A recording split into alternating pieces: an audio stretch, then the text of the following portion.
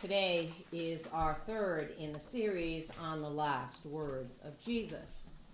And the topic today is on relationship. We're referring to John chapter 19, verses 26 through 27. You have a small piece of that in your bulletin. Now, Jesus is on the cross, and it says, "When Jesus saw his mother and the disciple whom he loved standing beside her, he said to his mother, 'Woman, here is your son.' Then he said to the disciple, 'Here is your mother.' And from that hour, the disciple took her into his own home."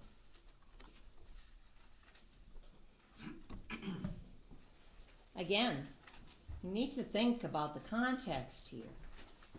Jesus is on that cross. He's in pain. He's dying.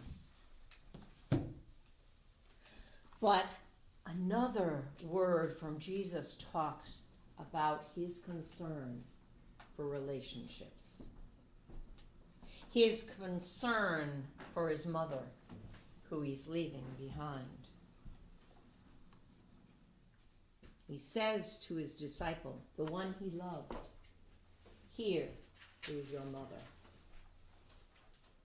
What a wonderful testament to Jesus' love. He didn't say this to just one of his disciples. John is clear. He said it to the one who he loved, which is most notably John, his disciple John. And John, from what we understand, is the only disciple at the cross. And taking Mary as his mother would give him an honor among all the disciples.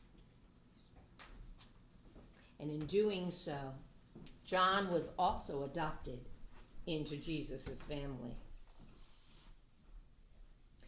Jesus' priorities as he's dying were forgiveness, first week, salvation, and now relationship.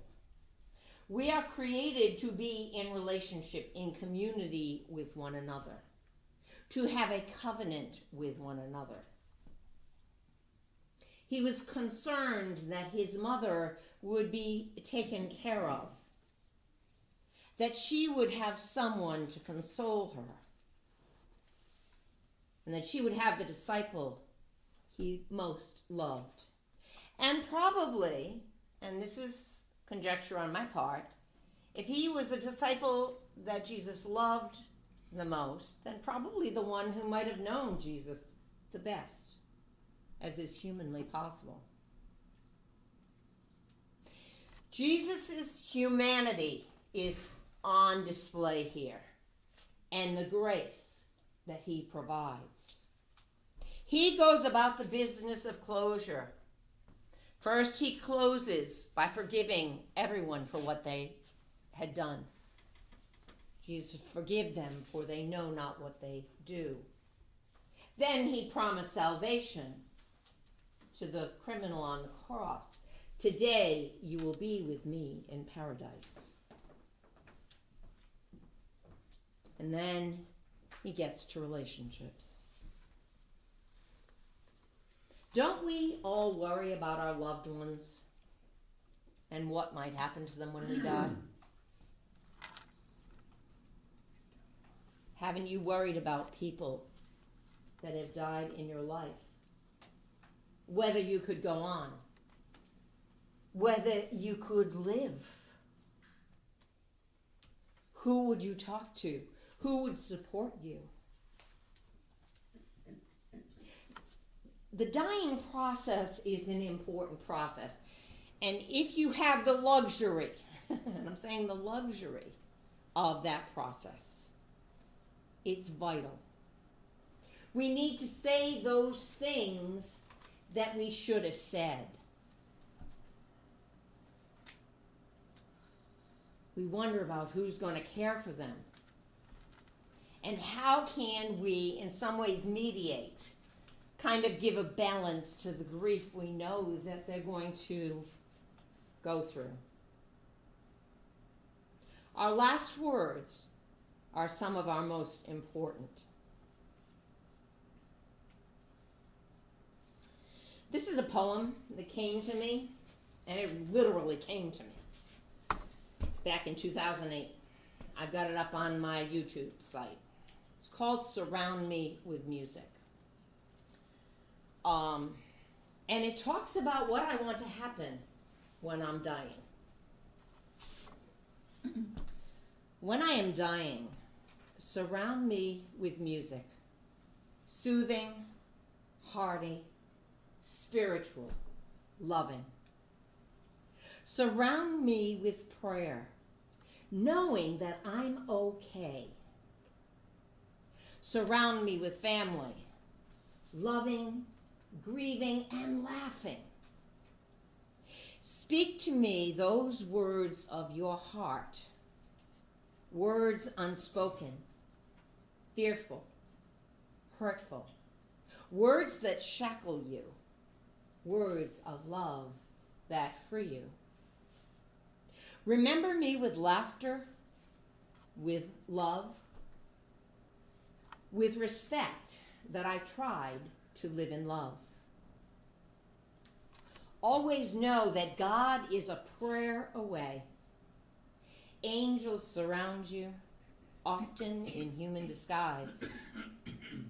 That you were created as a child of God. Each of us has a purpose, a mystery yet to be fulfilled, a path untraveled, sometimes rocky, sometimes narrow, but visible if you look with your heart. I have tried to follow my path, hesitantly, yet faithfully, imperfectly, shakily, mistakenly, tangentially, stumbling, veering off, only to find my way back with God's help. Boldly, when steeped in the radiance of God's grace and love. My wish for you is peace in knowing that all you are that is loving and good, your strengths and accomplishments, your talents and giftedness, are tributes to God's mystery, love, and grace, and God's gift to this broken yet hopeful world. Truly understand this in your spirit. Forgiven for all you avoided, all that you have done that hurt yourselves or others, released then to be a bold yet humbled witness to God's mercy and compassion. When you truly understand this, you will find peace. Remember me in all that you do and the life that you and your children will live. Most importantly, remember God in every deed. Live a life worthy of your calling. No matter what, remember that you are God's child. Your journey is to find your own relationship with God. Share it with the world. I will always love you, humanly, spiritually, and gratefully.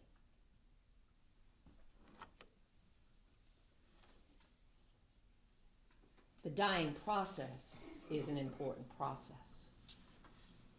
What we try to share with our loved ones is an important process, and it's modeled by Jesus on that cross. We were made to live in community, to share our burdens. It's amazing how the simple intention of closing prayer, participating in a small group, helps us gain insight. One of the things I've done, especially with the deacons, don't do it as much with the admin because we pray in the beginning, but at the end of our time together, I will start a prayer and then we go around the circle and everyone shares a blessing or a concern. And it's amazing how the intimacy grows from that very act.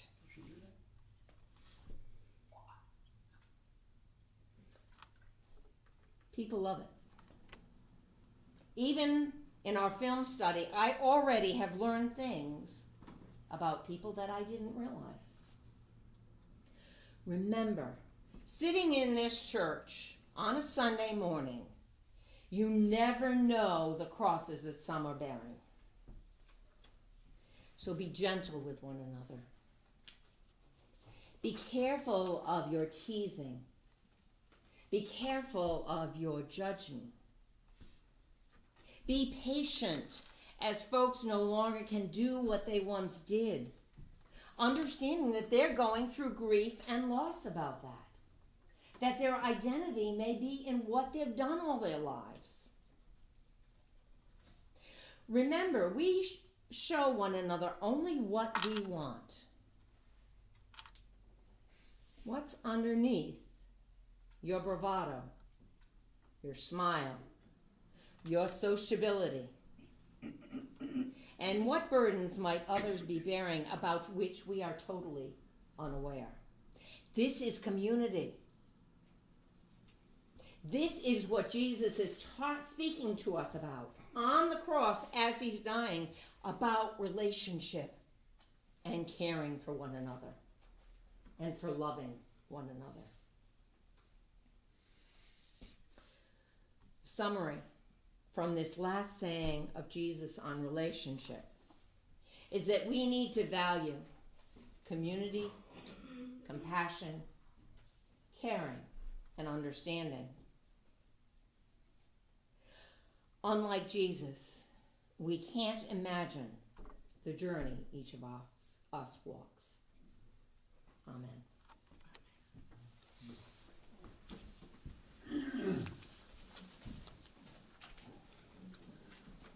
Our hymn is number 436, God of Grace and God of Glory, but we're only going to sing verses 1, 2, and 5.